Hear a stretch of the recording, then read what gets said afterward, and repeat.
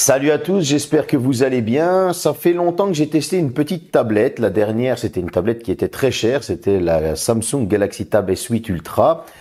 Les vacances approchant, il va falloir qu'on ait la paix quand les enfants sont en vacances, de quoi les occuper. Donc je me suis dit pourquoi pas tester une petite tablette d'entrée de gamme et c'est la Lenovo M10 Plus de 3e génération. Donc c'est le modèle qui vient de sortir ce mois de juin 2022. Salut, c'est Daddy Famtech, bienvenue sur la chaîne, on va tester cette tablette ensemble.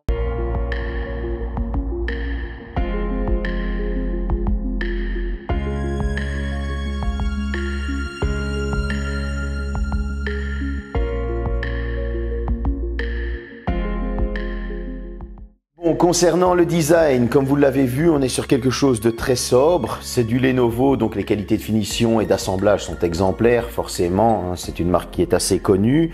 Maintenant, sur la tranche du haut, quand on la tient en horizontal, on va retrouver les boutons du volume. Sur la tranche de gauche, le bouton d'extinction allumage.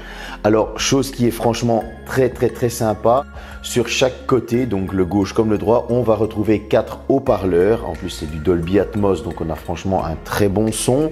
Le revêtement arrière, lorsqu'on le touche, il est très agréable. Il ne prend pas trop les traces de doigts.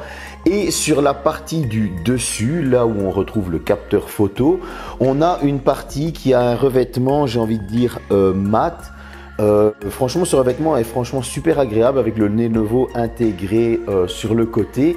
Et en plus de ça, elle est aimantée pour pouvoir s'adapter au clavier ou au cover qui sont vendus par Lenovo. On va aussi retrouver sur la tranche de droite une prise jack, c'est pour ceux qui en sont fans, et la prise USB type C. Maintenant, c'est vrai qu'elle tient très bien en main, elle a une bonne taille, bien équilibrée au niveau du poids. La taille de cette tablette pour l'écran, c'est du 10,61 pouces, on est très précis, on arrive à une tablette de 11 pouces. Donc c'est une tablette avec laquelle on va pouvoir consommer du contenu. Sur le dessus, toujours en la tenant horizontalement, on a une caméra selfie dont on parlera un petit peu plus tard. Au niveau de l'écran, comme je vous le disais, on est sur une taille de 10,61 pouces, c'est très précis.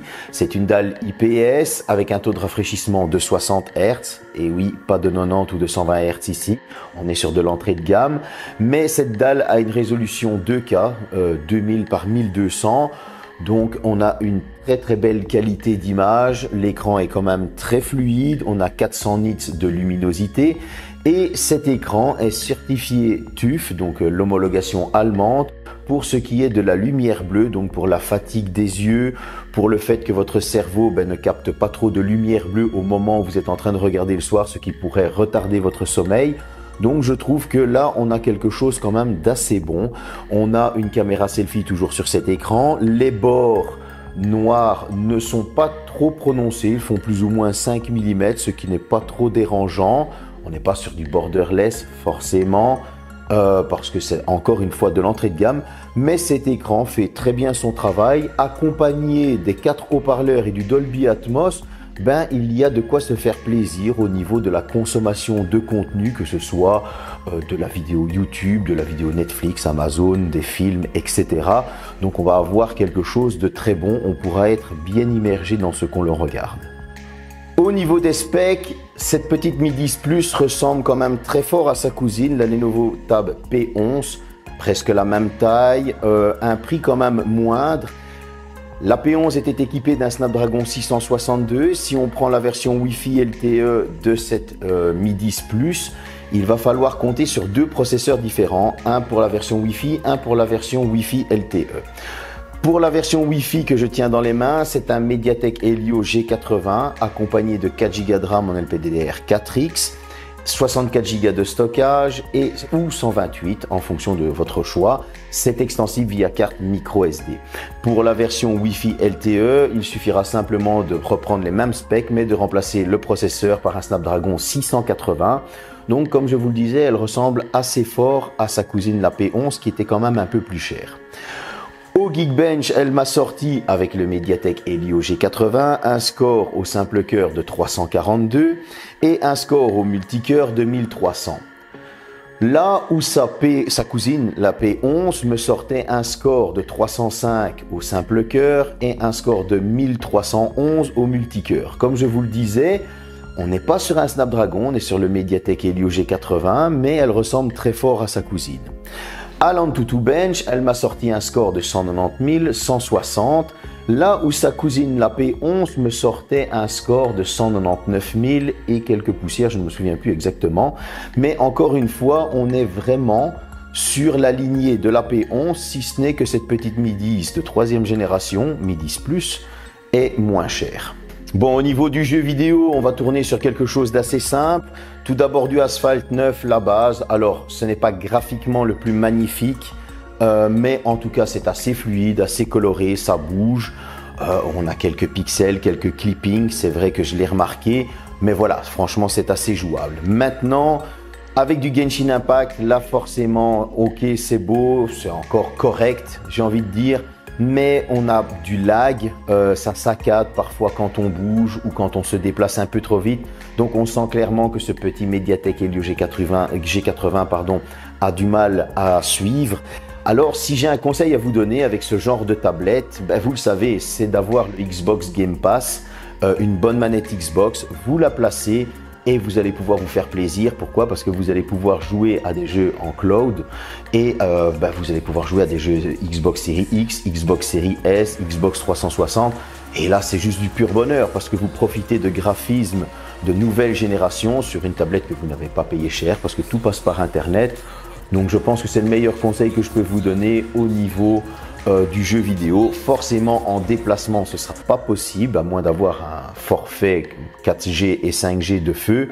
Mais une fois que vous avez du Wi-Fi, je pense que c'est le meilleur conseil que je peux vous donner pour le jeu vidéo. Au niveau de la photo, bon là, on va un petit peu survoler. C'est assez simple. Un seul capteur à l'arrière de 8 mégapixels, autofocus. Quant à l'avant, c'est un capteur selfie à focale fixe de 8 mégapixels également. Ça va faire le travail, voilà, ça fait une belle petite photo selfie, ça fait une belle petite photo genre de famille si vous êtes en groupe, mais ce n'est pas avec ça qu'on va faire des reportages photos comme je fais souvent. Donc voilà, je veux dire, j'avais envie de dire qu'on survolait la partie photo, c'est clairement le mot, ce n'est pas sa principale fonction, mais je voulais au moins en parler. Parlons un petit peu de l'autonomie. Cette tablette est équipée d'une batterie de 7700 mAh. Elle est capable d'accepter une charge rapide de 20 watts. Bon, c'est pas fifou 20 watts, mais c'est déjà ça. Par contre, elle n'est livrée qu'avec un chargeur rapide de 10 watts. Je préfère vous le dire. Avec ces 7700 mAh en continu pour regarder des vidéos, etc., comptez qu'elle va pouvoir tenir facilement ses 14 heures en vidéo continue. Donc, je veux dire 14 heures de route, si vous la donnez aux enfants à l'arrière pour avoir la paix, ben, ça vous fait une petite pause, le temps qu'ils dorment et qu'elle recharge pour repartir.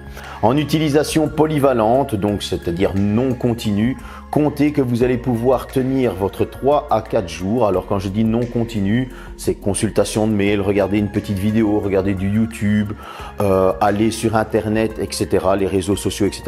Vous allez pouvoir tenir facilement votre 3 à 4 jours, ce qui est très convenable pour ce genre de tablette. Au niveau de la recharge, comme je vous le disais, le chargeur 20 watts n'est pas fourni, seul un chargeur 10 watts est fourni. Pourquoi ce choix? Je ne sais pas, peut-être pour tirer sur le prix pour qu'elle soit plus accessible à tout le monde. En tout cas, avec ce chargeur 10 watts, il faudra compter, et là il faut s'accrocher, un bon 1h30, voire 2 heures en fonction de comment est entamée la batterie pour la recharger totalement. Ce 10 watts est assez lent. Par contre, j'avais la chance d'avoir un chargeur 33 watts. Et j'ai branché le chargeur 33 watts, donc il va prendre ses 20 watts pour la charger. Là, c'est tout autre chose. Vous allez pouvoir carrément compter sur un 50 minutes, maximum 1 heure pour la recharger lorsqu'elle est totalement morte. Comme ça, vous savez que vous pouvez déjà acheter le chargeur 20 watts, je vous le dis déjà. Au niveau de la conclusion,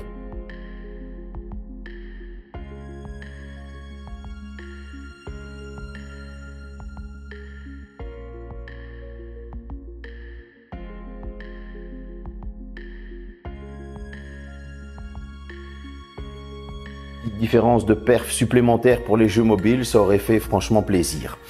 Autre petit défaut, ben oui, l'absence de ce chargeur 20 watts et de nous mettre un 10 watts. Alors j'ai compris, c'est pour réduire les coûts et qu'elles reviennent moins chères, qu'elles soient plus dans l'entrée de gamme.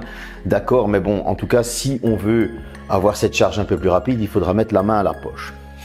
Dans les qualités, par contre, on va retrouver un Android 12 et Lenovo assure que nous allons passer sous Android 13 en 2023, donc c'est qu'il y a un suivi logiciel.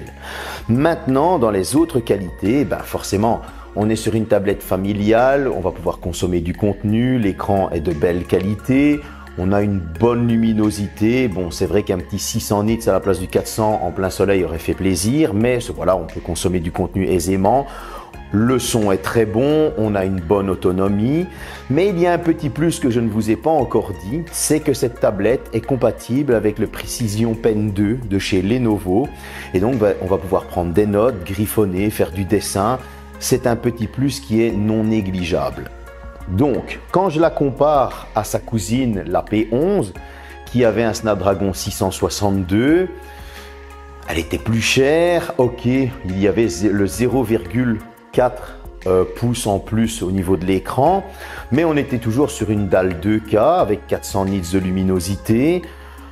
Au niveau des performances, c'était le même, mais elle était toujours sous Android 11 et elle l'est toujours. Celle-ci est sous Android 12, bientôt 13. On a la compatibilité avec le Pen. Ce sont des choses qui ne sont pas négligeables et qui font franchement très plaisir. Donc on est quand même sur une bonne petite tablette d'entrée de gamme. Et j'ai envie de dire que cette Lenovo Mi 10 Plus, elle a ce petit plus qui manquait à la deuxième génération. J'espère que cette vidéo vous a plu. En tout cas, merci de me suivre. Vous êtes de plus en plus nombreux. Ça fait super plaisir. À bientôt.